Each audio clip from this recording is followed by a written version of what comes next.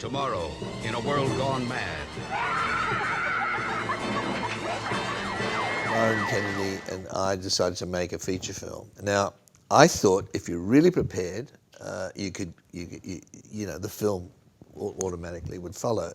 Well, I was in for a big surprise because it just didn't go anywhere where it needed to go. I described it like walking a really big dog. You want it to go that way and it drags you this way. And it was bewildering to me. Then the best and the worst things happened. We ran out of money in post-production. So Byron cut the sound. He was produced with me, and I cut the picture. I had 9 months, a year in all, but I had to drop it now and then, confronting, myself in the kitchen where we were cutting, all the mistakes I made. And it was a really great lesson because I thought, gee, I should have done that, I should have done this. And luckily, when the film came together, it did work. I mean, suddenly it gets shown in Japan and France and all around the world, and people saw something in it. And I think it was because we had tapped into some archetype, which I was completely unaware of at that point.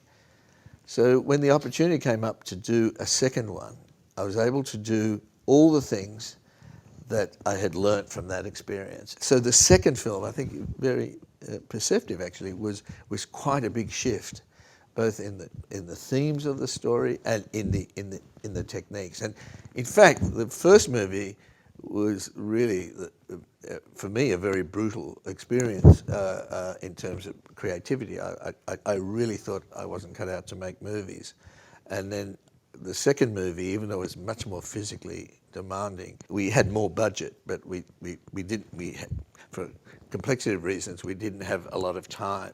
And the film was shot, the second film was shot in continuity because the story allowed you to do that. So basically, we ran out of screenplay at one point, and for one day we didn't shoot while I figured out with Terry Hayes what we should do next. And but I knew by then that's filmmaking, that things are always going to go wrong, and you have to ride that big dog in some way, to get it done.